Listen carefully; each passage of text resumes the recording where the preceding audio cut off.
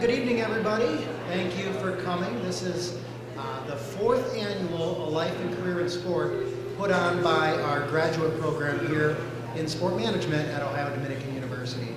We're very pleased to have you all here today. We've got a lot of different folks from a lot of different areas here joining us tonight on our panel, but we also have a lot of folks in our audience today from various colleges and universities in Central Ohio. We've got our friends from the Columbus Sport Commission here, so thank you for attending, as well as some of our members of our Board of Advisors for our sport management program. Tonight, in a moment, you're going to have an opportunity to hear a variety of different professionals who have worked in sport, whether it's Central Ohio and beyond. Before we begin, though, I want to acknowledge the person who put this event together from our Graduate Admissions Office. If you'd join me in giving a big round of applause to Riley Kirby, wherever she is. Where are you, Riley? There she is, right in the front, sitting in front of the PowerPoint. This event would not have happened without her hard work. And again, this is the fourth annual event that we host in the fall. We're really excited to turn it into a panel discussion this year. And without further ado, I'd like to introduce our moderator, Dr. Kate Riffey. Dr. Riffey is currently an adjunct professor for us in our master's program here at Ohio Dominican University, but she is in a sense a Rhodes Scholar because she's teaching a class up at Ohio Wesleyan, she's teaching over at Otterbein, she's teaching all over. She's retired. She has 35 years of experience at The Ohio State University in athletic administration, and in her retirement she chose to teach at a variety of schools, be an entrepreneur. She started her own business, Riffey Consulting LLC, and is doing a lot of other things. So please join me in welcoming our moderator, Dr. Kate Riffey.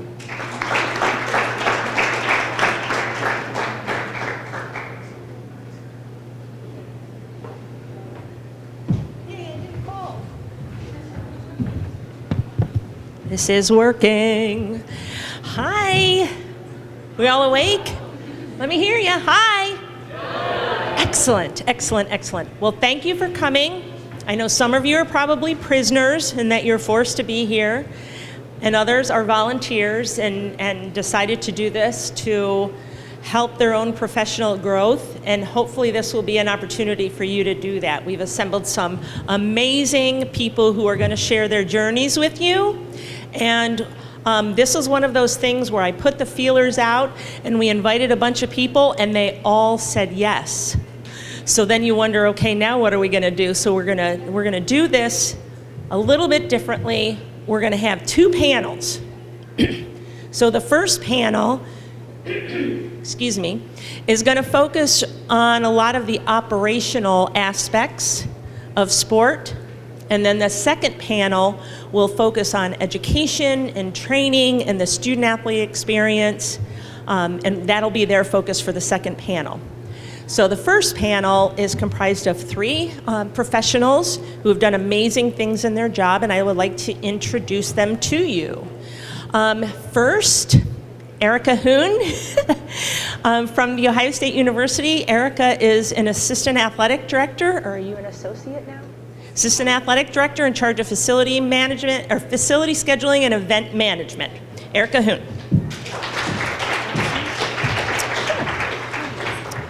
Janine Oman is one of the Deputy Athletic Directors at The Ohio State University and has had a pretty amazing journey to where she is now. So I'm excited for you to hear about her career path. Janine Oman. Thank you. And Diana Sabaugh is also from The Ohio State University. She is also a Deputy Athletic Director. She's got a little bit of a different focus, has done some pretty amazing things as well, so I'm excited for you to hear about her journey as well. So please welcome Diana. So we're gonna have them answer some questions, and then we'll open it up for questions from you all when they're done. We're going to try to be as organic as possible. If the conversation goes one way, we're going to go with it, okay? I need someone to definitely watch the clock for us, okay? So if you give us about a half hour, and then because we want to leave time for questions, we'll kind of go from there. All right? Any questions before we start? Anything that you have to get burning, get off your chest right now. I need to ask this or I'm going to pass out. Nope? Okay. All right, good. Can I say something before you start? I'm sorry? Can I say something? Absolutely. So we would like to thank all of you for coming tonight, because whether you're getting extra credit or you're just here for your own personal enrichment, thank you to you, because you're taking the time to invest in yourself. And that is the start of your professional journey, continual and constant investment in you. So great job. Good Bravo. For you. Good for you. Give yourselves a round of applause. Excellent. Well, let's start with a pretty good question, which is good to start with. So tell us a little bit about your journey. What we hear a lot is, I'm doing something that I never thought I would be doing when I started graduate school, and I know that's the case for a lot of us. So let's hear about your journey, where you started, where you thought you were going, where you landed, and maybe some of your most, I don't know, your priorities of what your job responsibilities are with your job, okay? Erica. All right, well, good evening. I probably have the shortest, quickest path of anyone up here. So I went to Cincinnati my freshman year in college, and then took a lovely writing course and learned that I was not in the right place for me and wasn't on a path of where I wanted to go, and I realized that I wanted to be in sports in some way, shape, or form. So I transferred to Ohio State, and so I went to Ohio State to finish out my undergrad. And in my senior year, while I was lifeguarding and learning about rec sports and aquatics and getting a lot of experience in that route, I wanted to gain experience in athletics. So I cold called and emailed 2 professionals, one in rec sports and one in athletics, and talked with them. And one of them's name was Mike Penner. And he offered me an internship on the spot, and I finished out my senior year at Ohio State interning in event management. And then after I graduated, I went to NACDA for my post-grad internship and interned with them for a year.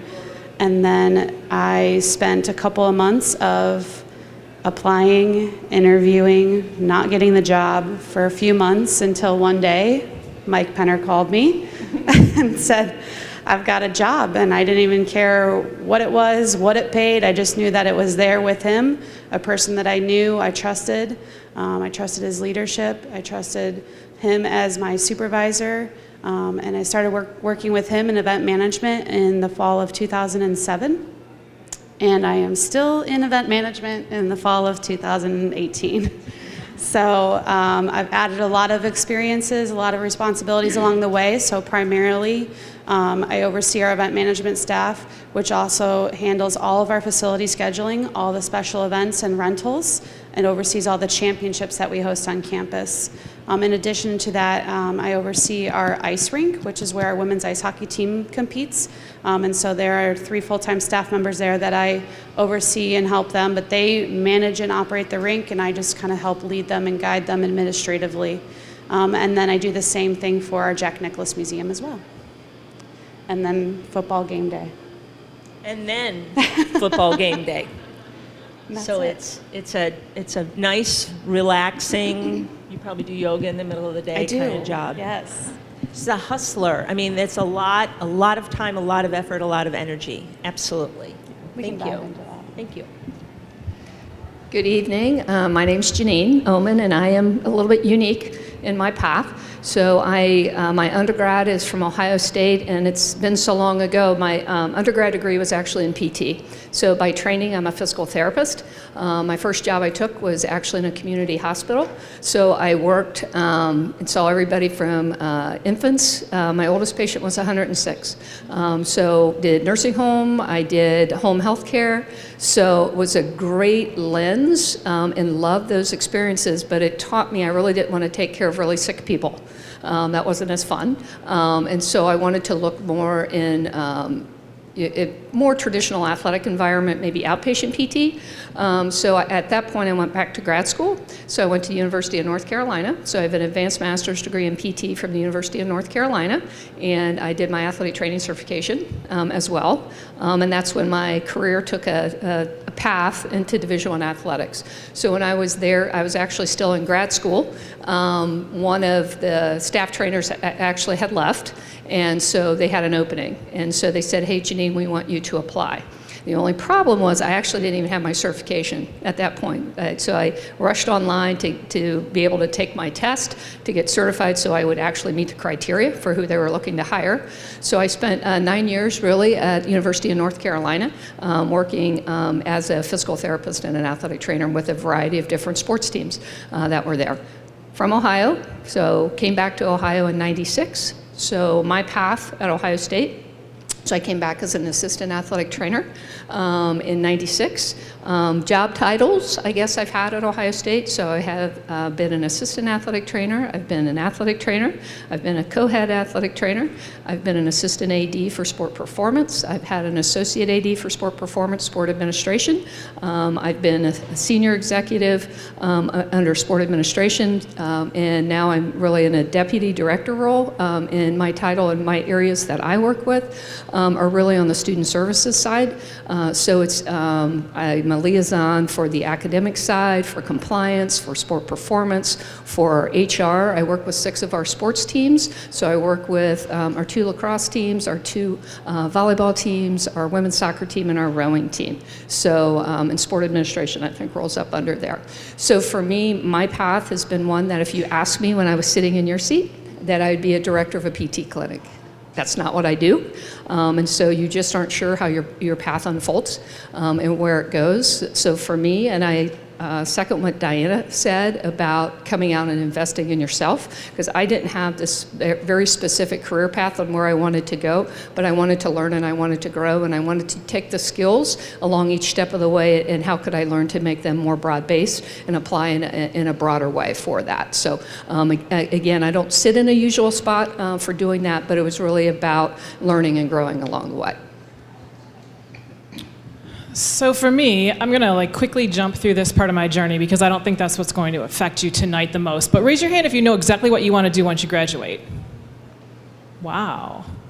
Better than me. Okay, so I was like, nah, I don't really know. So I thought I was going to law school. I worked at a law firm for numerous summers when I was an undergrad, and I thought I was going to be a sport agent. I was the oldest of 4 kids and grew up in a really loud New York family. I'd like to say I don't need a mic, but I'll use one tonight.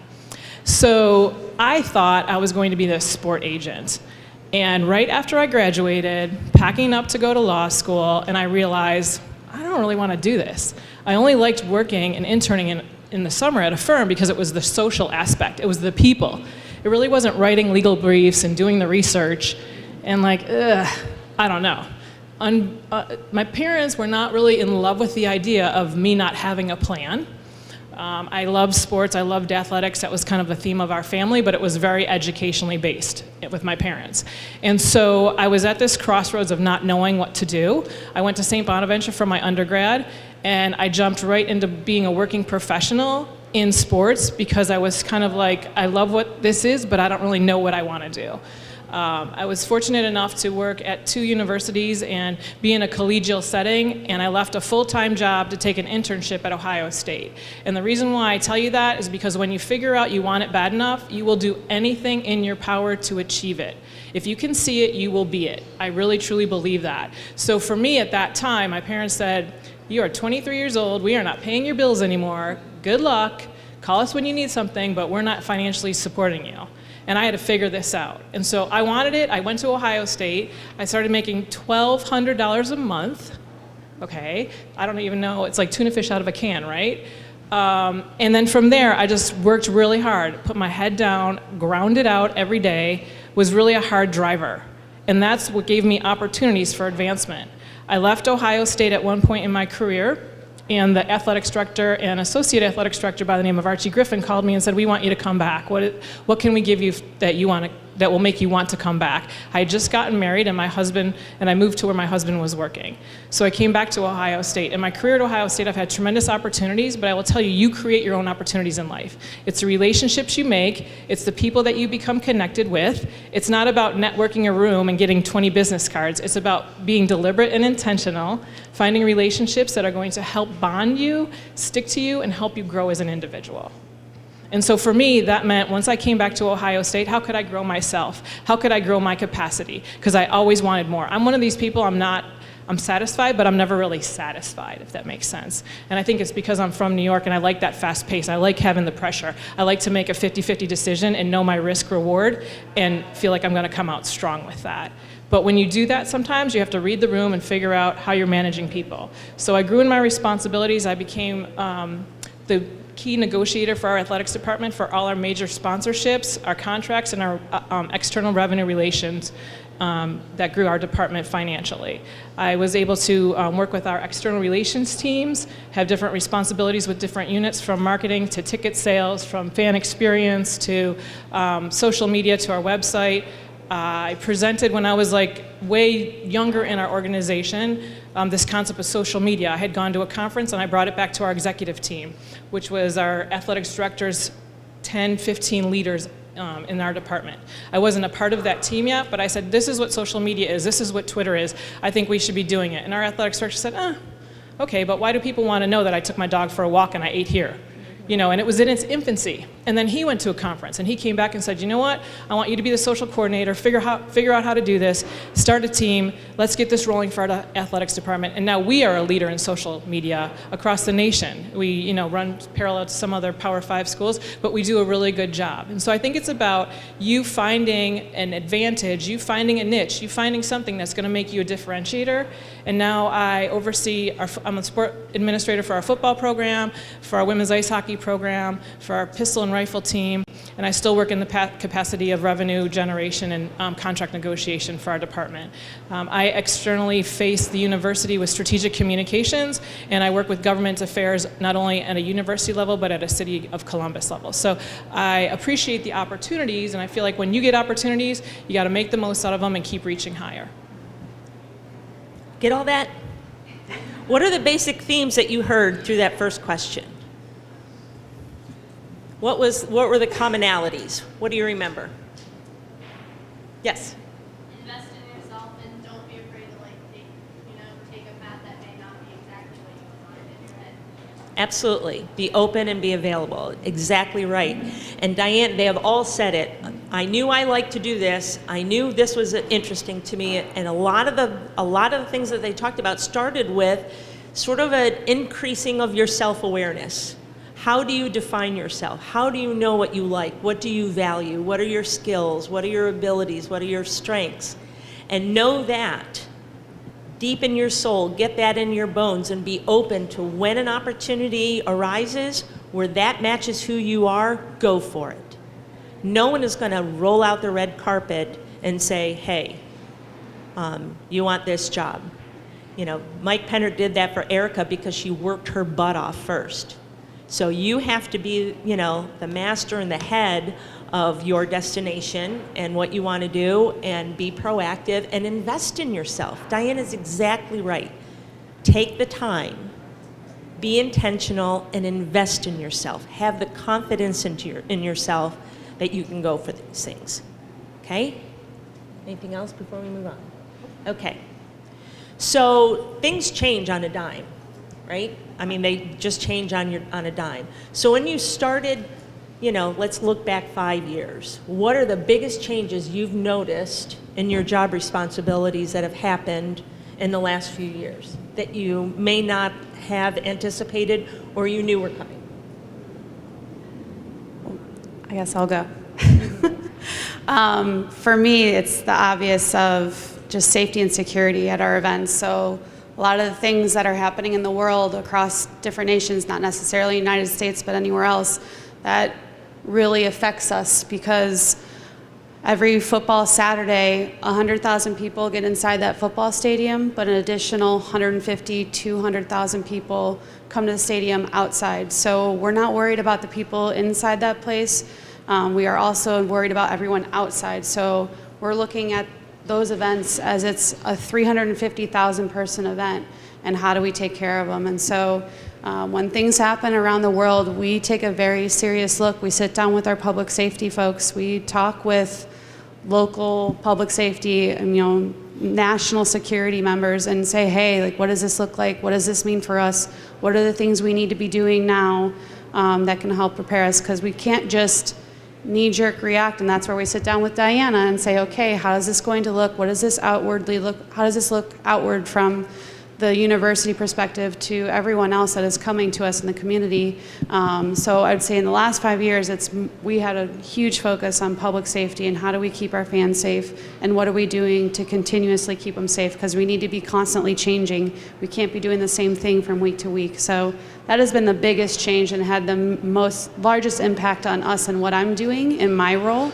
But I think a lot of my colleagues across the nation are constantly looking at us too. We are the benchmark. A lot of people look towards us and what we are doing. We are really fortunate at Ohio State that we have a lot of resources available to us and a lot of people willing to step in and say, hey, let's run this pilot program. Let's see how this operates. Let's understand this a little bit better and see how this affects us. So that has been the biggest thing for me. The more blatant, obvious change in the last 5 years, but we spend a lot of time investing in it, looking at it, researching, evaluating. We spend money on people to come and research and evaluate it so that we can make the best decision for us. So we're not just spending money on something because this is what they said would be great for us. We need to make sure that it is the best thing for us and everyone else that's coming to our events. Has anyone heard in your classes or in materials you've read leading up? So leading up for me in the last 5 years has been a global impact for our athletics department and for where Ohio State sits nationally and leading up on campus and then across the Columbus community. So maybe you can think back to 10 years ago. Well, you were probably all so tiny. But colleges and institutions of higher education and athletics department all worked very independently.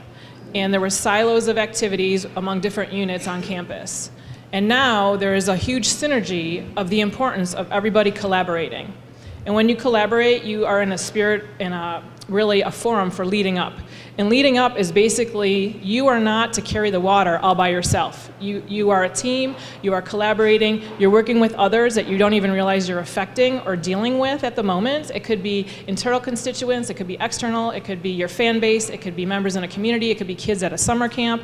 But leading up means to make sure that the people higher than you know the information, know what you're doing, are aware of the risk or the reward of a situation, kind of have the global economical impact of what might be happening, what decisions are being made, and through leading up, you're also leading out so that the people that you work with every day, arm in arm to achieve success, whether you're on a corporate level, a pro sport level, or a collegiate level, that you're working outward and upward so that everyone is understanding the message. And I think a lot of times for me, the messaging goes back to my core values. So I don't know if you guys in the stage where you are in your life yet have identified your core values. But when I went back to grad school, there was a big moment of awareness that I didn't have core values that I practiced every day. And core values are non-negotiable in your life. So for me, they're being authentic. It's having a sense of integrity and my family every day. So if I have to make a decision that compromises one of those three, it's not happening. So when I'm leading up and leading out to my organizations and the people that are important to what we're doing every day with student athletes, I'm making sure that it's not only the communication factor, but it's the core values as well. Awesome, thanks Diana. Great tips, and I will say I get that question a lot of how do I, as somebody who's a younger employee, how do I make a difference? And in that awareness of what's important to the person or the people above you or around you. So the social awareness and your own awareness as to how you can assist that is huge for that. I think where I'm going to go to is really, and I've been in athletics over 30 years, and have really been student facing for that. I think the challenge over the past 5 years we deal with, and those folks sitting in the back would understand it, is really around some of the mental health issues and really student preparedness for when they come and the challenges that are going to be there. So some of that is the way, the exposure and the things that you've had in growing up is very different than me. So for me, we had a lot of things that, I learned at 13 that you guys are learning at 21, okay? So I learned those in the safety of my home, You guys are learning them here in an environment, and you don't understand that those are always normal responses. So part of the time that we spend a lot of time with coaches and educating them on just differences in how we can best serve our students. And that putting resources in place to help. Sometimes it's cover the gap of the skills that you may not have for that. Sometimes it's understanding and having conversation that this is a normal thing for that. So I would say it's the resources that we spend and really getting people. So our ultimate goal is for you to be successful in life, okay? So if we win championships along the way, if you graduate, that's all good. But the reason we want students to come to Ohio State is that they not only graduate, that's not our marker, is that you have success in life. And so one of the things that we do is all of those resources, Dr. Riffey was a huge resource that we had. You're going to hear from Kim. We have so many resources, but it's really designed to give them success in life. And that's been a huge change for what we've dealt with over the past 5 years, and we really have to adapt to that. Great, and I'm going to piggyback on that with a question about who your resources are. So as you were moving along in your career paths, were there inspirational people or networks or organizations that you would go to help with your own professional development? And what organizations, people, resources would you recommend to these folks as they're, starting their journeys?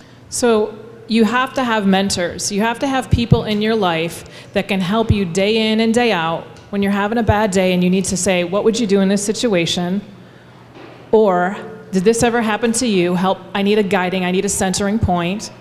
You also need to have champions in your life, someone who's going to be the champion for you. Maybe it's different than a mentor. For me, they're different people, but someone who can speak to all your skill sets, someone who could speak to your accomplishments, someone who's going to be an advocate for you for that job interview or for that instance where you have an opportunity to serve on a board and they can recommend you. So I've had them both professionally within college athletics, I've had them in the pro sector, I've had them just personal friendships or someone maybe that I've met through one of my children's parents of, someone they hang out with, just someone that you can trust, someone who's going to be very honest to you. I think it's very good in your life to be uncomfortable. You need to be socially relevant and you need to be aware of your surroundings, but you should stretch yourself sometimes to be uncomfortable.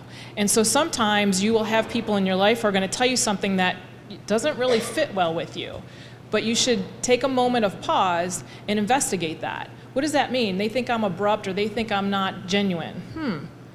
I think I am. Well, maybe you don't have the emotional intelligence to put your head around that at the moment, and maybe that person, their opinion doesn't matter. But you should at least have the moment of pause to see how you can get better in an uncomfortable situation. If I surround myself with people that look like me every day, I'm not advancing my organization. I'm too comfortable and I'm not making decisions that are going to help the global populations that I serve. I'm in a service position, a service leader. So I look oftentimes to mentors who are unlike me in my physical being, in my background, so that I can fill in the blind spots and the gaps and the filters that I have of bias so that I can be a better person. And I'll build off of that. So Diana, or maybe it was Erica who talked about NACTA. So there's a number of organizations that you can reach out to. So the National Association for Collegiate Directors of Athletics, there's a Women's Leaders in College Sports. So those are all really great places to connect with people who are in your own industry that are there. But for me, I would say I wholeheartedly agree with Diana. I actually usually go outside mine. Because I want somebody who's going to think differently than me and give me a connection point. Because what happens in our world, we all tend to do it the same way, so we benchmark against other institutions who look like us, okay? We're the leader, so we don't have a benchmark. So you better have connections for somebody, whether it's in a pro world, whether it's in a business world, that you guys can go to and reach out to, give you some different ideas. I a lot will go to my healthcare background, and I look for leaders that I like that they've done innovative things in their world, and I have to make a connection of how does that apply to us and how could we use that. So if you stay solely within your own industry, I think you are doing yourself and your organization, you're serving a disservice because you're going to all think alike. So you need to go broader than that. You need to find that out, and you need to find people who, to Diana's point, are going to give you good feedback for how they see you as a leader, but then also for where you can fill your gaps and how you can help grow your organization in a better way. I don't think I have too much to add, but other than also in your young careers and lives here, look at the person to your right and the person to your left. Those are the people that you're going to connect with. I am still really close friends, and I call her my part-time roommate because she comes in and out of town from time to time for what her job has brought her to do. But we were interns together in undergrad at Ohio State, and we're still good friends. And I still connect with people that were my classmates that are still in the industry, and some of them are doing really different things now. So it's kind of cool. You never know where your paths might cross again, but you'd be like, oh, we went to undergrad together, or we did master's program together. Keeping those connections. So if you find that person who shares your values or challenges you on your thought process, stay connected with them, because you might not be working alongside with them all along the way, but there might be another opportunity later in life that you'll cross that path again. And just keeping those connections. And another person, all the mentors and people along your way. I've been on job interviews, and didn't get the job or didn't take the job, but I still am connected with the people that I interviewed with, because there's something there with them. They're like, ooh, I really like what you're doing. I like what you're doing there. This might not have been the right time or the fit for me, but I like who you are and what you're representing for your institution or your business, and keeping in touch with those people, because they might not be the next job, but they might be talking to somebody who say, hey, you know what, I know a person, and they'll have that job for you too. Awesome. Anything else you want to add before we open it up for questions? All good? Okay, it's your turn. Let them have it. What are your questions? You know, I was a teacher, so I can call on people now. Absolutely.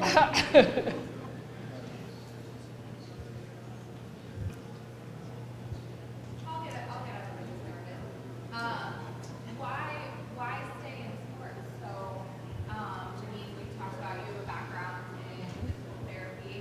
Diana, you have a background that can take you in different paths of communication and you're things to do. Like, what keeps you in athletics as a career? I'll speak for myself, but I think Diana and I share this.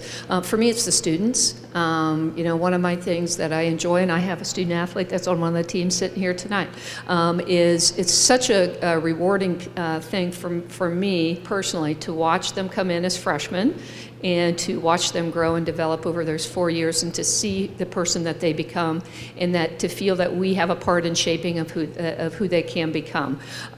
You know, we do have wins, we have losses, and those are fun to celebrate with them. But for me, you know, we had a women's soccer alumni event a couple weeks ago, and there were 55 alumni that were back, and to go down the line and chat with people, see their children that are there, really keeps you coming back, because you create a great bond. You know, and Hannah, we were having a conversation on what she wants to do next year. So how can we help her? So that, for me, is the kids. I think once you get the rush of creating remarkable experiences for people every day, it's hard to step away from that. So it's truly the relationships again. It's the atmospheres that we create for our student athletes, for our fans, for each other as a staff. It's the service industry that makes my heart sing. And in college athletics, every day is a difference, and I love the atmosphere of being a problem solver one day, being a mom the next day to someone else. You know, we are the guardians of someone else's children. It's the most precious possession for someone's family, and we take that responsibility. I take that responsibility very seriously, and it's just that opportunity every day to enrich someone's life and have that remarkable experience. Ditto. Ditto. Thank you. Yes. How do you balance your personal life and your career? Because sport is like long hours. Well, you have to love what you do, right? If you don't love it, life is too short. I will encourage all of you, do something you love every day, because if you can't wait for your next vacation, you're probably not in a career that's really makes your heart sing, right? we all probably run every week on very little sleep, but we don't take stock in that. And so for me and my family, it's work-life integration. I don't have good balance. I would tell you, don't do it how I do it. You can't read it in a book and make it stick to you. You have to do what's good for you. That's my personal philosophy. They may have a different approach to their life. Janine has a really good luggage approach. But I really just feel you have to balance and find what is most important to you. And for me, with my family, I pull them in a lot to what we do as a department, because it helps me spend some time with them when I'm traveling or when I'm not with them as much as I want to. And every day, live your day to the fullest. Be your best you. I can say that I authentically am living my best life. And I wish that for everybody, because life is just too short. And I will piggyback, balance isn't the right word, so you will never have balance regardless. So how many as students do you guys have balance in your life? I see one. So more of it is about priorities, right? So what is your priority that day? So it could be that, I apologize, I'm going to run out of here when we're done, because I got to go watch a women's volleyball game because we're playing tonight. But it may be that now I'm old and my kids are out of school and I actually have some grandchildren. But, tomorrow at lunch, if I have nothing on my schedule, my husband's going to take my granddaughter and I may go join him for lunch to go do that. So you have to find ways to be creative to make those special moments. So I think when you get caught up in that, I've never looked at my job as an 8-to-5 job. I have so many perks, and my family has enjoyed so many perks of that. But it's the integration piece and how do you prioritize your day is how I view it.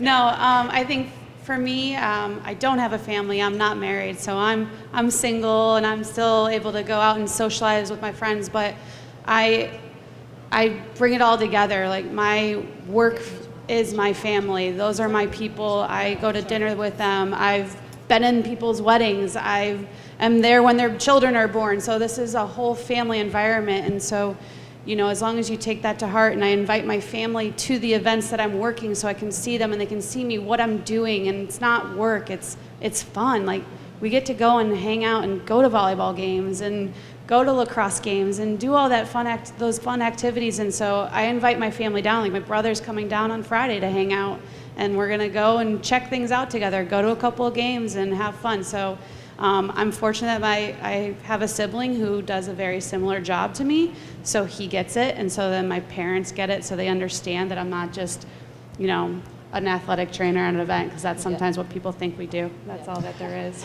Well, and I will say my husband thinks that I get paid to watch sports for a living, so, Right. And when my kids were little, and I worked in student athlete support, we had study hall at night.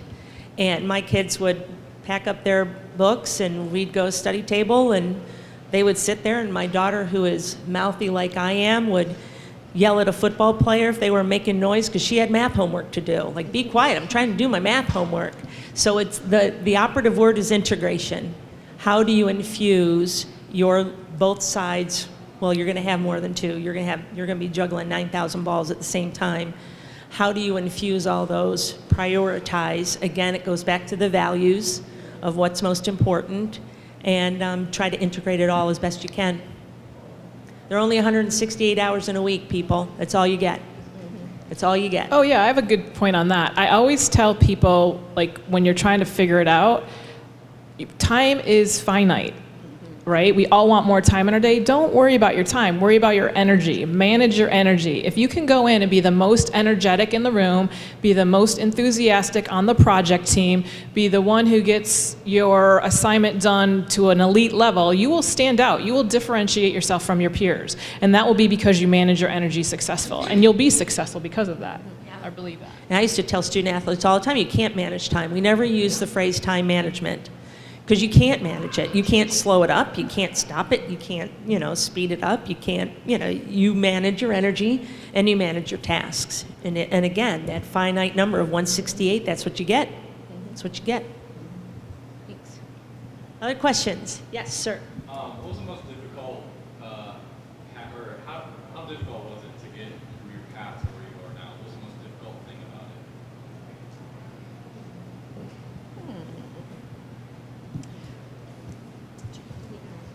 Okay, you want to go? I started early, And I was the first female to work with football at Ohio State in any capacity. So I had to get vetted through, Woody Hayes had to approve me, Earl Bruce had to approve me. And in my field, in academic and student athlete support, there was another female who worked with football at Penn State. Well, she was the director of the program at Penn State, but Joe Paterno would not allow her anywhere near his players. So that pioneering aspect of breaking down some of those barriers and having to fight twice as hard to prove myself that I could do it, and to bring a different dimension to what my male counterparts weren't bringing, was tough. But again, being a fellow New Yorker with Diana, I'm kind of a, I can get kind of, well, my poor husband will tell you, but I can get pretty assertive. And that, I had to work really, really hard. I was required to take the football coaching class. I was required to get an A, which I did because I'm a football crazy person. But yeah, I think that was probably the hardest thing for me, was just proving myself. I can piggyback. I had the same experience. So really, I was a female working as a football GA back in 1987. The only female, and would travel with about 130 males with that. And so people didn't know what to think of you. You were the coach's wife. They didn't know how you belonged and how you fit into that. So you develop a lot of skills from that, and you learned how to bring value, to Kate's point, as to what you could bring that added value to the team you worked with. I think at Ohio State we're very blessed with a great leader in Gene Smith. So I would like to say my transition was hard, but I would say it wouldn't. It really wasn't hard, because he looks for people and he looks for skill sets that are outside of the norm. He does not go down this path of this is the way you have to go to get to this position. So he, for me, looked at somebody, he looks at what he needs in a position and who has the skills. So Diana had the skills. Here's what I'm going to ask you to do. If that was me, that's what he was going to ask me to do. So from my seat at Ohio State, it actually was more for me breaking away from what I viewed as my normal path and embracing a path that somebody else saw for me. So I'll just add to that really quickly that it goes back to each and every one of you will be in a room or in a situation in your young career, and as you advance to your goals in your career, where you are uncomfortable and you are the only person in that room that may look just like you. And you have to figure out how to use that as your positive and your benefit. You're there in the room for a reason. You're adding value or you wouldn't be there. So I always say to women, why do you have a chip on your shoulder if you're working in athletics? Embrace it. Show them what they can't see. You have an added perspective. If you are an underrepresented population in the room, bring your personal story to the forefront so that people can benefit from that.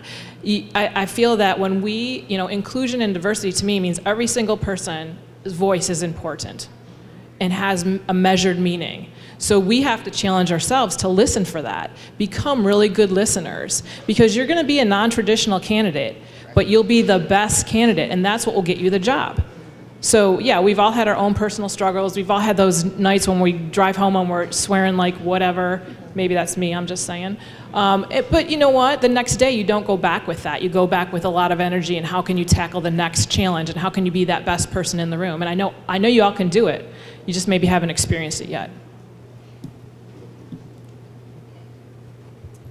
All right, one more. We'll take one more. Thank you. When it came to looking for a job or internship, how did you network, or when it came to networking, did you ever reach out to people who weren't exactly in the position that you were aspiring to be in, or did you reach out to people who, like let's say I'm a student of communications, did you ever reach out to anyone who wasn't in communications that might have let you down the road to possibly reaching that desired career?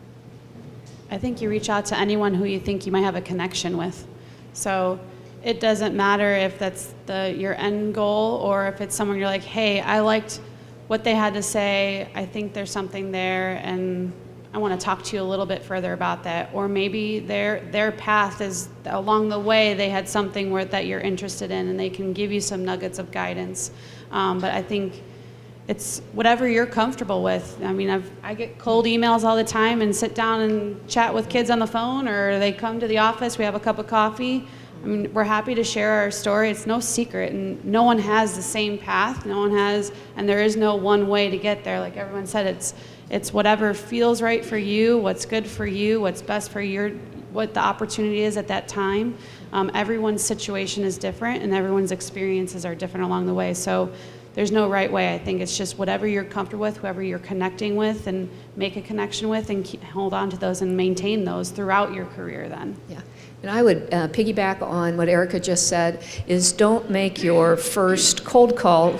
Sometimes out of the blue is okay, but try to make connections when you don't need something and maintain. I heard her say that. I'm pretty observant. I know Diana's pretty observant. Erica's pretty observant. So if you happen to be somebody who's volunteering, I know who I'm picking. I mean, so I always say this, one of my favorite things I tell students is every day's a job interview. Okay, so when somebody comes to me and says, why didn't you look at me for that position? I say, look in the mirror. Okay, to Diana's point on energy and what you bring, because come to me if you have something to offer, and don't make that connection when you absolutely need something. So reach out when you're in a great position now, you're young, shoot Erica an email, say, hey, can we talk about this? She'll remember that you took the time to do that. And then when you do need something, she's going to remember that you had that. So that would be my other piece of advice. And the only thing I'll add to that is if you don't verbalize what you want to be or what you're trying to achieve, no one can help you. You've got to make sure that, again, you have champions, that people know, I want to achieve this, I want to be that after graduation. Because if you're just out there trying to carry all the water yourself, it's going to be hard. It's going to be long. But a mentor once said to me when I was trying to decide who I wanted to hire for a position, and I laid out all the qualifications of the 2 finalists, and my mentor said, would they water your plants? I said, what are you talking about? I don't have any plants in my office. I'd kill them. I don't have any plants. And they said, that's exactly what I'm talking about. Do they have the extra energy, the extra self-motivation? Are they a problem solver that they're going to go do something that you would never think of or you would hope that they would do without telling them? And so I think that if you reach out to people with that attitude, people will help you for sure. Thank you. Thank you so much. I really appreciate you taking time out of your crazy, crazy days to do this. And I know you do this from the heart, which is why they didn't hesitate when I asked without question, because I know they love to do this. This is why they do what they do.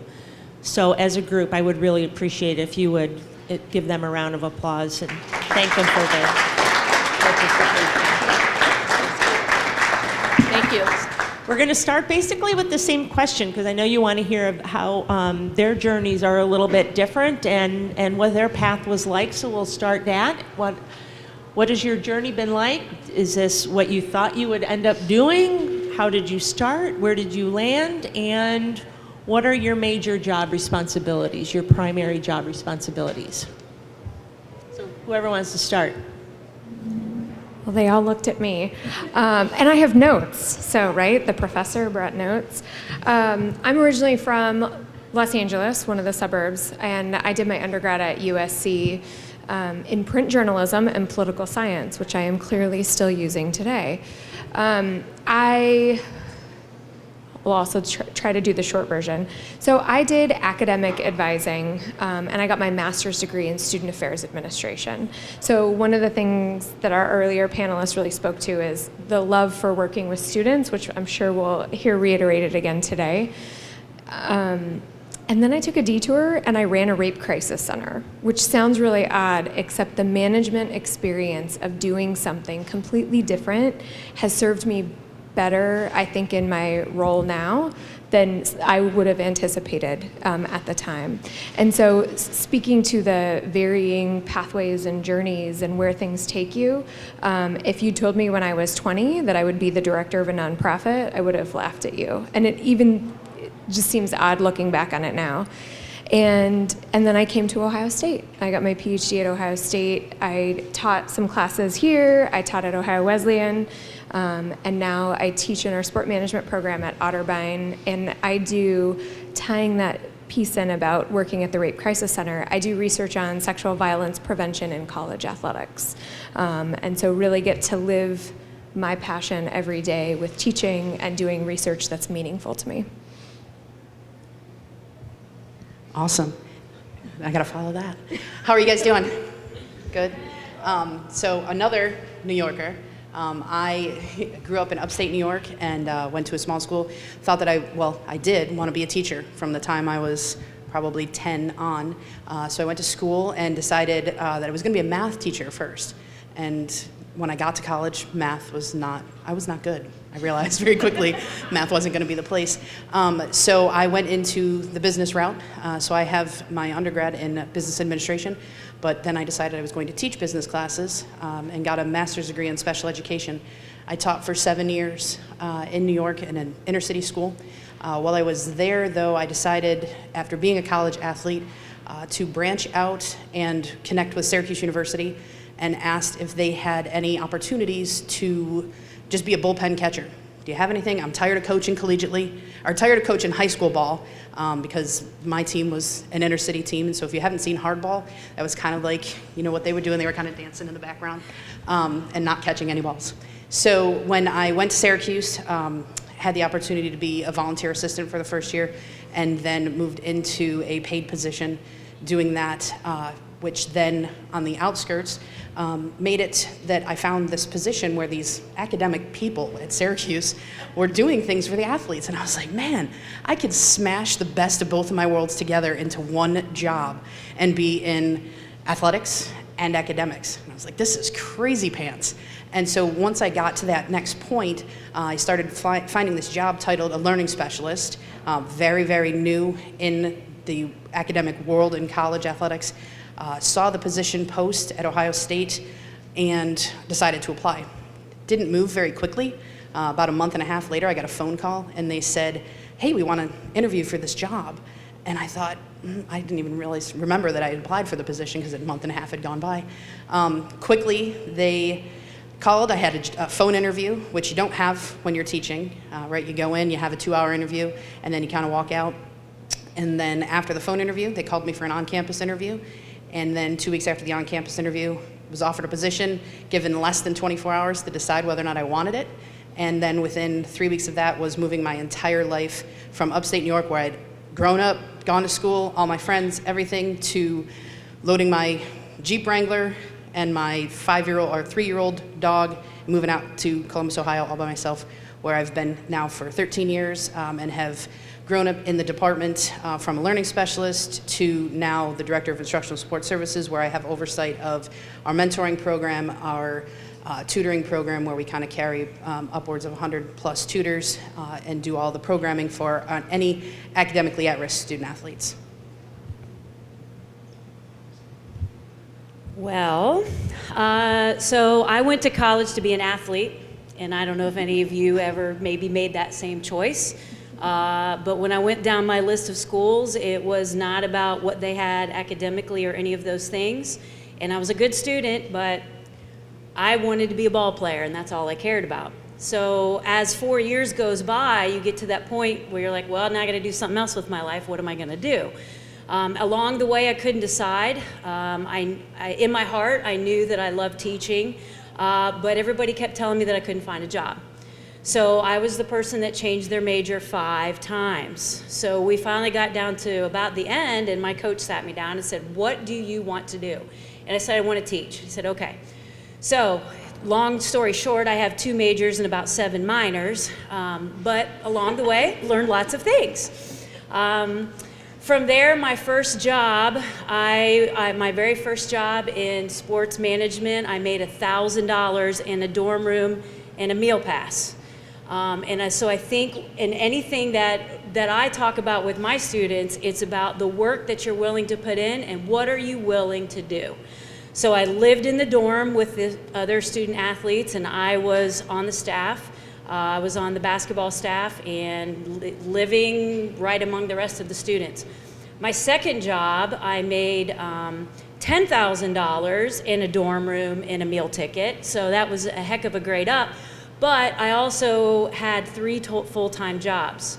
So I was in charge of student activities. I was in charge of our university. I went to a small school, had just built a fitness center. I was in charge of that. And I was also the assistant basketball coach. So surviving without any major panic attacks through that year, I knew that I really wanted to go to grad school. So my education degree did fall in with sports administration, is what it was called back then, instead of management, but definitely along the same lines. From there, I went into college coaching for 20-some years, and it was the most amazing experience ever. People ask me every day now, do you miss it? Do you miss it? I don't miss the X's and O's. I don't miss game day. I don't miss any of those things. I miss the people.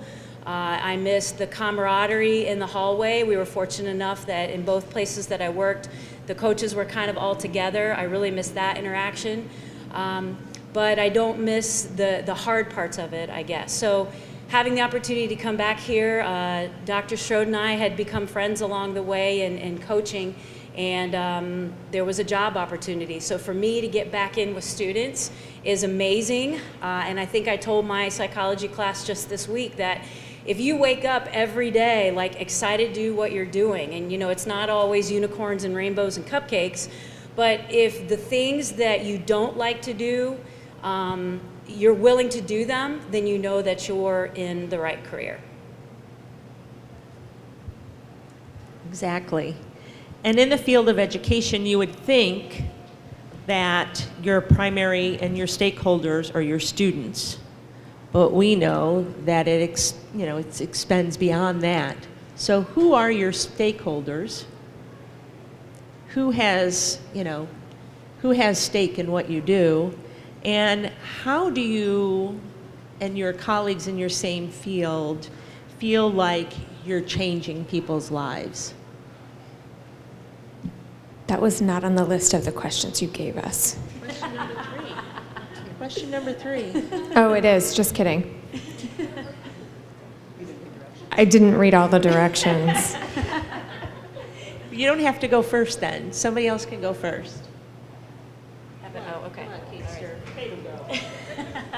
Well, I think it comes back to the students. Now, not after grading the finance midterms, I wouldn't describe there, but coming back to the students, so I guess if I rewind, obviously psychology is probably my favorite class to teach, and the reason is it's life skills, and it's everything that Diana spoke earlier, and in 15 minutes of what she spoke was my entire semester of teaching sports psychology. Everything that she talked about is exactly that, because it's life skills and where you want to go, what you want to do. So I guess for me, the stakeholders are the students and the colleagues. Like, I get excited when you understand something. I get excited when you ask a question, but then at the same time, you also kind of know the answer and you're leading where you're going. In 20 years of coaching, I am so thrilled that, I've coached a lawyer, I've coached a chiropractor, I've coached a surgeon, I've coached a pediatric specialist, a whole host of teachers, principals, and what you are able to do in your life now, that's what gets me excited, and that's what keeps me coming back for more every day. And I think you have to find, what is your purpose in life? Where do you feel like you fit in? Because at the end of the day, how do you get motivated to get back up the next day? If you never use the word work in your vocabulary, then you're absolutely in the right place. Now, it may take a little time to get there. I've worked at Kroger's, I've worked in independent sales, I still work at the mall one day a week to pay for the gas, but in all of those jobs, I think if you can have the perspective of who can I help today, who can I make their life better, then that refuels you at the end of the day. Yeah, I would have to say, for me, kind of piggybacking on that, it's a lot of where does your passion meet your purpose? And if you can do that, I think my mom did this really cool thing when I graduated from high school and told everybody, like, wherever Kim will roam, leave her a piece of home, and had them give me a quote that I have in a book that I carry. And somebody said, if you find a job you love, you never work a day in your life. And that passion meets purpose. So getting energized every single day. So our stakeholders for me are always the kids, student athletes, kind of comes first. I don't have children of my own because I don't need to. I have 5,000 over the course of my years in education, right? And so their achievements, both athletically and academically, personally, once they've graduated and what they're doing and moving on, those are all the places that continue to excite me, my colleagues, and what we're doing. But on the flip side, our other stakeholders are the coaches, administration, faculty and staff. How do we make sure, my tutors, how do I make sure that everybody feels as though they are part of what we do every single day? Because if they don't, then we've got angry people, and don't want that. I don't want that. That's not me. And so that's just kind of where I know our department falls. Thank you for giving me time to think of an answer. So, to echo, the students are clearly stakeholders, but two other ways that I consider this is that you all are sitting in our classrooms to get an education, and so that's where you are the stakeholder, but you're getting that education and that degree to get a job. And so I also see part of my role as being responsible to your future employers. And so from that perspective, what skills am I helping you build, right? Not knowledge, right? We all have Google machines in our pockets now. If you want to learn the 5 ways to build a capital business plan, you can Google that, right? What are your problem-solving skills? What are your decision-making skills? How are you increasing your critical thinking? And huge for employers, what are your interpersonal skills? Can you get on the phone, right? Notice that no one in any of the panels has said, I got a really great text from networking, right? No, right? You get up, you shake someone's hand, you make eye contact, you call them on the phone, you meet them for coffee. All of those interpersonal skills that, I admit it too, are falling by the wayside with all of our little Google machines in our pockets. So that's one of the things that I really work with students, or I think is important to consider in working with students in their future capacities, right? What skills are you building to take into our communities and our workforce? Great. I'm going to ask the 5-year question. And the reason why I like the 5-year question, like how has your job changed in the last 5 years? Part of that is that self-awareness that we talked about with the first panel, and knowing yourself and putting your own stamp on your job is one way that the 5-year question comes into play. The other is the ability to anticipate trends, which is another way the 5-year change happens. So given that 5-year question, how has it changed for you in the last? And then what do you anticipate where this is going to be going in the next few years? Well, for me, for learning specialists, like we talked to when I first started talking, there's not an industry standard for what an actual learning specialist does. So what a learning specialist does at Ohio State is not going to be the same at another institution. And it just kind of depends on, 1, your resources, and 2, the student athletes that you're dealing with. You may go to another institution that has one learning specialist for all student athletes. We're fortunate. When I came on, I was the first learning specialist. I was brought on to develop our programming for academically at risk. We now have 9. We have a whole team to do this so that we can focus in and make sure that we're giving our student athletes the best experience possible when it comes to their academics. So with that, that's one of the places where we've grown in 5 years. What I'm looking at as we move forward, 1, we have all kinds of issues, throughout the nation with academic misconduct because of the Google machines. And so we have that, but we also have the increase in mental health and anxiety and all of those things, which at one point were not, in your disability services, you wouldn't necessarily get accommodations for things like that. And we're seeing trends where now someone that has anxiety can, if they reach out to the Office for Disability Services, get accommodations so that if on that particular day they happen to be having a panic attack, they can kind of work with their professors, work with the disability services. If it's documented, you can't just say, oh, I'm having a panic attack because I didn't study, because that's going to create a panic attack, right? But if you have that documented with a physician, what that actually looks like. So anticipating those types of trends coming out of high schools and whatnot, so when a student athlete arrives on campus, we have a plan for them.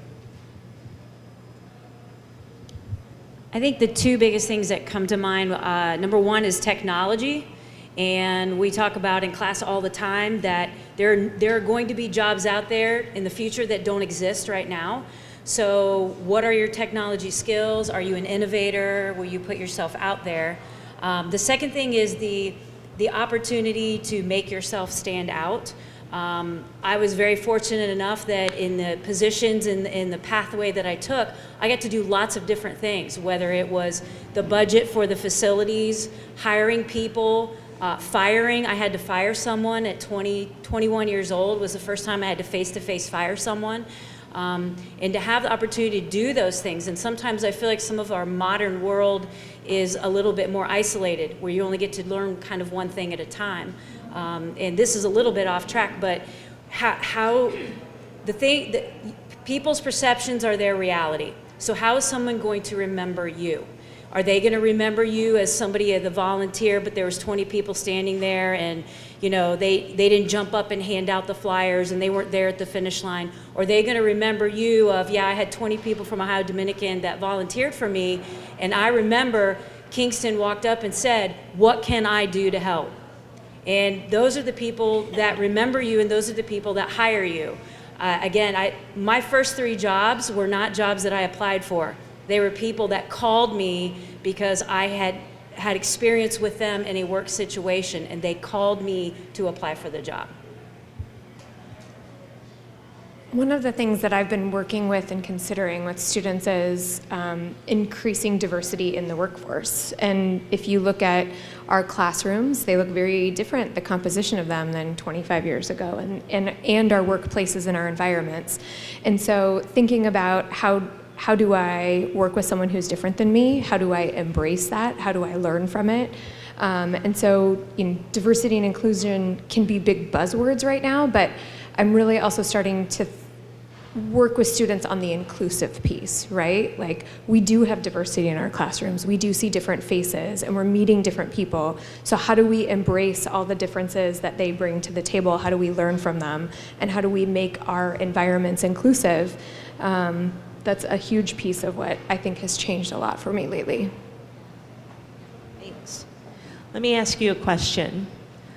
Of the 6 panelists who have been up here this evening, did they have jobs that before tonight you didn't even realize existed? Raise your hand if there were some jobs that were talked about that you had no idea that those positions even existed. Okay, good. That's part of it. And I can't remember, I think it was Kate. I mean, the thing that we would tell student athletes is in your career, you will change jobs at least 4 times. Right now, in 2018, 2 of those 4 jobs do not exist. So what do you have to do to make yourself competitive in this ever-changing market? And hopefully you were able to glean some ideas and strategies from these 6 very incredible women that were up here. My final question to them tonight is if people out here want to dive a little deeper and learn a little bit more about what you do, where should they go? What should they do? Who should they contact?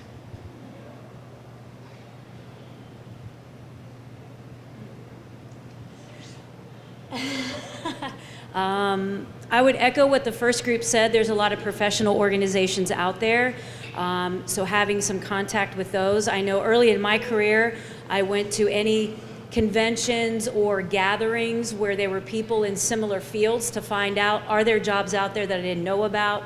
Are there people in other places that I could contact and get to know? I think it's also important just in the opportunities that you do have, whether it's volunteering at a Susan G. Komen race or, you know, a little youth tournament that you're hosting, connecting with people and showing them that you have a passion and you're willing to work and what you can do to help them. Those are the people that they want around you. So there's a lot of great contacts already within the circle of people you know, and you can grow those. Yeah, I would have to echo that. And, you know, I don't believe that I would be here if I hadn't reached out to the Syracuse coach and asked for that volunteer opportunity. So I think it just was able to increase everything that I was bringing to the table. I had the college athletics background and then the academic background. So volunteering, finding time, finding the time, again, we can't manage it, right? But finding the things that you really want to do, make the time for them. You make the time to, I think the kids will play whatever that Fortnite game is. Is it Fortnite? Okay. Find the time to play Fortnite, right? So find the time to do the things that are passionate, but then once you do that, do it well. Don't just do it kind of half, you know what, thank you. And do it well, and then people will see that and then continue to do those things well and then step it up every single time and let people know that that's a place where you're passionate. Another thing to consider is that depending on where you end up after you graduate, especially if you move for a job, a lot of the local Chamber of Commerce will do young professional networking groups or organizations, which is a great way to learn about volunteer opportunities, get connected in your community, meet the person that you never thought you would know because they work at a different business, but right? Thinking about the networking and the connections, that the relationship building, the best ones are those that are organic, right? So those sorts of young professional network sort of things can be really, really helpful as well. Anything before I throw it out to them? No? Okay, you're up. State your question. I'm going to repeat it so that it makes a video. Okay? So, who's up? Yes, thank you. Who's been your biggest influence and how you got to where you are today? The question is, who has been their biggest influence to help them where they got today? Start again. Well, since I went off to college to be a ball player, it was my coaches. My college coach is still a mentor today, and other coaches in the circles that I've been with, including my husband, we still bounce ideas off of each other, like, well, what about this, what about that?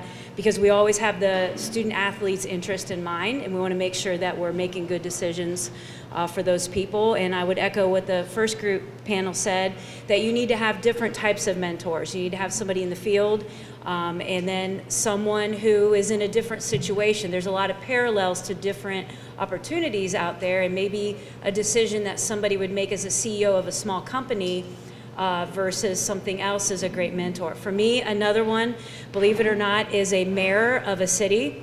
While I was coaching at the University of Findlay, my volunteer coach was running for mayor. And she was the first female mayor, and she's still there, and she was sworn in, I think, at age 32, and she is in her second term, but I can still call her today, and after all the experiences that she's had, there's a lot of things that parallel, and we bounce ideas off of each other. Yeah, I would have to say that it's kind of a plethora of people. It's kind of like a puzzle. There's not one particular person. I like to continuously stay learning. So every time I'm in a room with someone, I'm trying to figure out what I'm getting from them. Sometimes it's not great stuff. Right? You sit back and you be like, ooh, that's not the way that I would lead, or that's not the way that I would do something. But that's learning and kind of doing those types of things. So it's not necessarily one particular person. It's what are you grabbing from each person in that moment that you're going to take away. And you have to be willing to do that. So when you're engaged and being engaged, not on your phone, not doing all that other type of stuff, when you're in that room, so that you can pick the brains of people based on their experiences.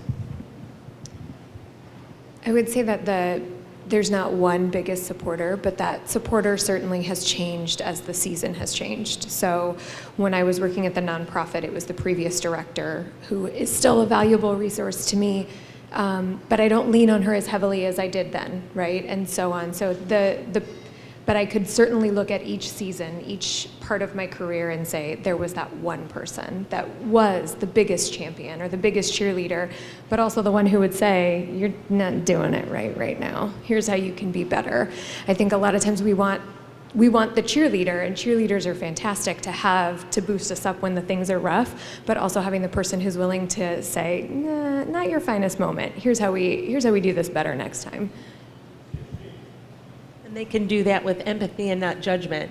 You know, someone who's going to sit with you, make space for you, and as you're just there, are just going to be able to look you right in the eye and say, yeah, that just really sucks, doesn't it? It's good to have those emotional support people as well. Other questions? Yes, in the back, and then we'll get you.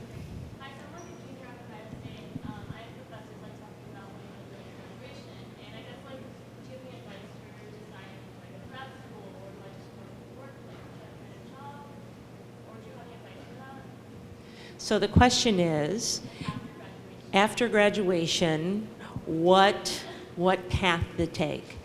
Work, grad school, what should she do? Okay.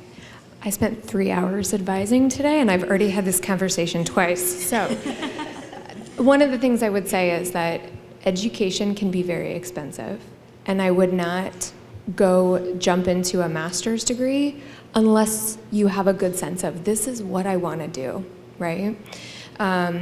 There's a lot that can be gained from work experience that can greatly influence your master's education and vice versa. So if you are going to go on to grad school, also consider, how am I going to do that? Is there a job that I can have full-time while I take classes at night? Is there a GA position that will, kind of overlap and coincide? But one of my best mentors once told me that you get a master's degree because you need and want that master's degree, not because you're just not sure what to do next, right? Like, be intentional about making that choice. So I don't know if that helps you make that choice, but. Yeah, you don't want to do anything just to check a box, right? That's not a good place to be. When I finished my degree, I knew that in order to teach in New York, I had to get my master's degree in order to do that. So I went in to do that. I was also teaching an elective class. And because I was teaching an elective, I knew that if I got my master's in special education, that I would always have a job, right? So there was a little bit of strategy behind it, but there was also passion. I knew that I wanted to be in the education field, certainly not because it's lucrative, and kind of having that piece so that I could be sure that that was what I wanted to do. So you've got to do it because you want to do it, not because somebody tells you that you should, or you think you need another thing to hang on the wall. Go buy a poster. Diana used a great phrase that has just stuck with me, and it's called, when she said she knew it made her heart sing. I love that. Thank you for saying that. You know, when you're shopping and you see that pair of shoes and you go, yeah, that's kind of how you want to feel, you know? So if you have to even volunteer and do an internship and find something that's going to make your heart kind of go, yeah, then you got to invest some time in that, because if you have a visceral reaction like that, then that's something you need to strongly consider. And it may not be grad school, it may not even be a full-time. You may have to work at Kroger to pay the bills, to put food on the table, but volunteer somewhere where it's going to make your heart sing. Because that's where passion meets purpose. Yeah. Question. Thank you. So my question was, how would you try and convince those who aren't necessarily looking towards a career in education, how would you convince them to pursue a career in that when most times people think of sports and think of more of, facility management or event management or something like that? So the question is, how would you convince someone to pursue something in education when most people think sport management is the facilities and the tickets and the marketing? And how would you, am I getting that right? Yeah, Okay, okay, pretty much. Did you understand? That's the important question. Okay, all right. I think it comes back to your passion, and on the teaching and coaching side, or the student development, the academic side, it all comes back to your passion to help somebody and to help develop them. While they might do that on the other side when we do event management, more on the education flair, you get to have a one-on-one connection. And for me, going from just coaching females to now I get to have males and females and a diverse population in my classroom, it's so much fun. And it's so much fun to watch development and interact and see what they can do and those kinds of things. So it really comes back to that, are you a helper personality? Do you want to develop somebody, as opposed to developing a plan to sell tickets? Yeah, and I think for me, it's always been student-centered. It excites me when I get a text message at 11:30 at night, Kim, I got a 75 on that test. Okay, great, 75, wonderful. We were thinking, maybe 80s, but anything along that, really, it makes me happy. And then, watching my students go from a freshman to a senior, and then they can sit back and say, yeah, remember when you told me that I should have done that? And then they're just doing it. And so seeing that progression or getting that text message the picture message on graduation day with that piece of paper that they're super proud of, I'm super proud of, just because of watching that. So for me, it's always just that pure excitement, which is, again, what gets me up and jazzed for every day of the week. It'll even be better when you're in the field long enough where they bring their children who are freshmen in college and say, hey, I got a few years for that, This Kate. is Kate. She kicked my butt when I was in school. I mean, that is, when you see their kids and they start college and you start getting that second generation, then you know, your feet have been planted. It's pretty awesome. When I said that I wanted to go back to school and get my PhD so that I could become a professor, my dad goes, I always knew you'd be a teacher. And I was like, well, you could have told me that 15 years ago.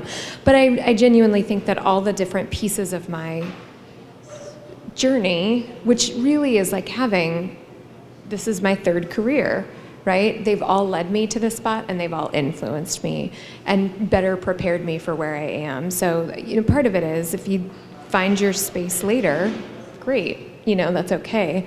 We bought some lottery tickets last night. We did not win because I'm sitting here right now. No, I'm just kidding. I would have come anyways. But, you talk with friends and you have if you weren't doing this job, what would you do instead? And I have friends who are like, I'd teach surfing in the Bahamas. And I'm like, you know what? I would still have this job. If I won the lottery, I would still teach. Part-time for Dr. Strode, not full-time. If you have the lottery, you don't need to do anything full-time. But I would still have this job. And so if you can make it to that place, it's the sweet spot. Anyone else?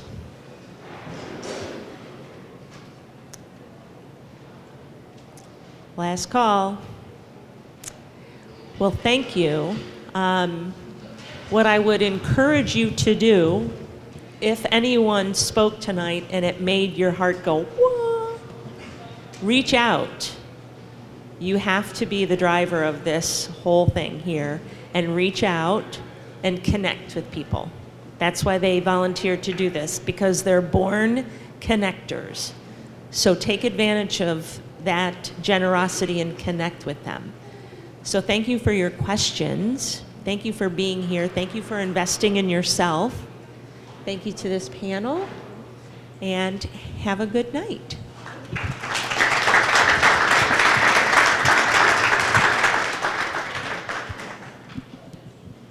Wasn't that awesome? You got to hear from 7 sport professionals tonight, all different stories, all different areas. I learned a lot. I don't know what I want to be when I grow up. Logan, I know you struggled with that in my office last week, right? But listening to these wonderful people, on behalf of Ohio Dominican University, we appreciate your commitment to what you're doing, and we appreciate you taking the time to come back, and especially Kate for putting this wonderful panel together. So one big round of applause for Kate Riffey. Now, those students that go to Ohio Dominican University, I did not slip Kim a $20 bill and say, hey, passion, purpose, something that you probably hear a lot of, our motto here at Ohio Dominican University. However, I believe, Diana, you said she may have researched that before she came here. Yeah. But, of course, this program tonight is partially put on by our graduate program. So if you're at that point in your career where, again, it's not one of those options, I have nothing else to do, I should probably go to graduate school, but you are intentional, we do have a wonderful 36 credit hour graduate program taught by wonderful professors here at Ohio Dominican University, and we've actually put it online. So if you decide to leave us and go back to California or somewhere else, you can take our program, back to California, Lance, there you are. You could take our program online as well. But again, thank you all for coming to our campus tonight, and please take advantage of the opportunity to interact with our wonderful panel. Thanks again.